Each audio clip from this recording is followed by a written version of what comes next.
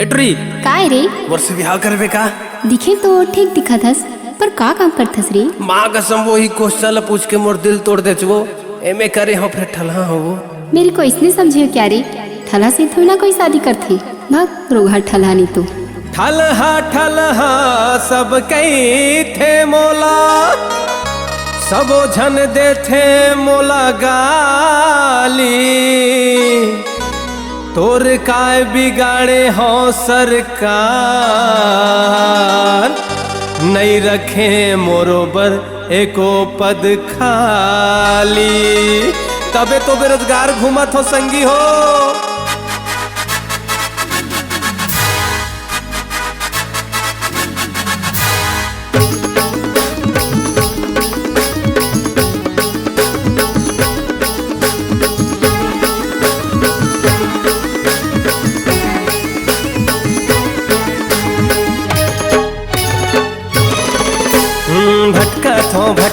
भटका थो मैं, पढ़े लिखे बेरोजगार भटका थो मैं। भटका थो मैं, पढ़े लिखे बेरोजगार भटका थो मैं। खटका थो रे मैं खटका थो ना, सबके आँखी में खटका थो रे। खटका थो रे मैं खटका थो ना, सबके आँखी में खटका थो रे। हाँ भटका थो रे, पढ़े लिखे बेरोजगार भटका थो रे। भटका थो मैं, पढ़े लिखे बेरोजगार भटका थो मैं।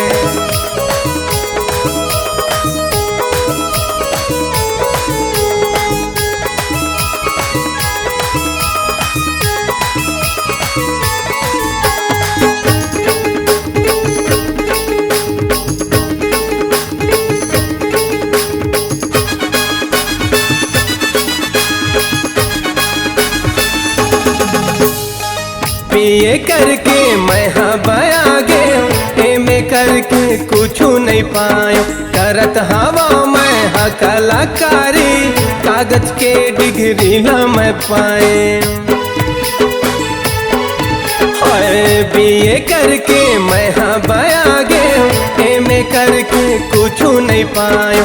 करत हवा मैं हाँ कलाकारी, कागज के डिग्री ला मैं पायो। सटका थो रे, बेगारी के चिखला माँ। सटका थो रे, भटका थो मैं, पढ़े लिखे बेरोजगार भटका थो रे।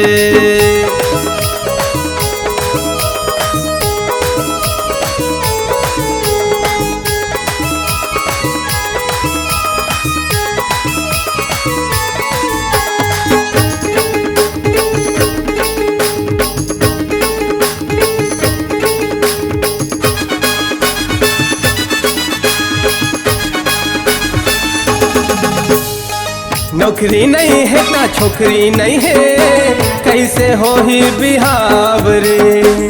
मोर जिंदगी के मरना होगे, कौन कर ही नियाव रे।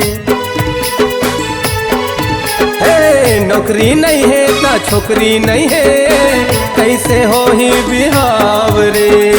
मोर जिंदगी के मरना होगे, कौन कर ही नियाव रे। लटका थो जी, नौकरी के पाछू मैं यार लटका थो जी। हरे भटका थो रे, पढ़े लिखे बेरोजगार भटका थो रे।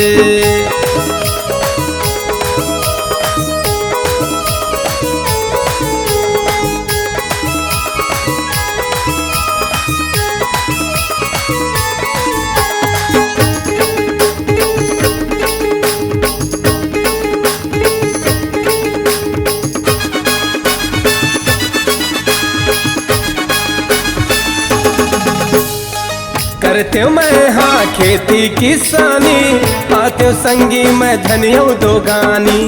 खाते बासी के संग में चटनी, सुखर में हाँ पहाते जिनगानी। करते मैं हाँ खेती किसानी, पाते रे संगी धनियो दो गानी। खाते मैं हाँ बासी और चटनी, सुखर मैं हाँ पहाते जिनगानी। चटका थो रे सुखरा हेर कसिया, चटका थो रे भटका थो मैं। पढ़े लिखे बेरोजगार भटका थो मैं, खटका थो रे मैं खटका थो ना, सबके आँखी में खटका थो रे। खटका थो रे मैं खटका थो ना, सबके आँखी में खटका थो रे।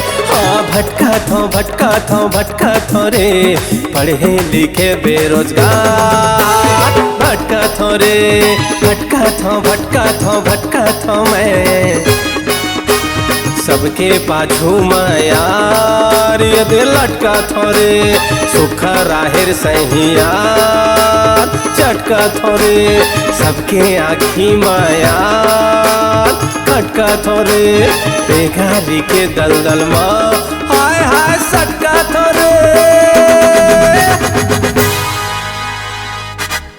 अपने आवाज एवं सुमधुर स्वर को एक नई पहचान देने के लिए चले आइए Aradhana audio recording studio, Kabir Dharmnagar, Dama Kheda. Mobile number 7067046464, 9753451493।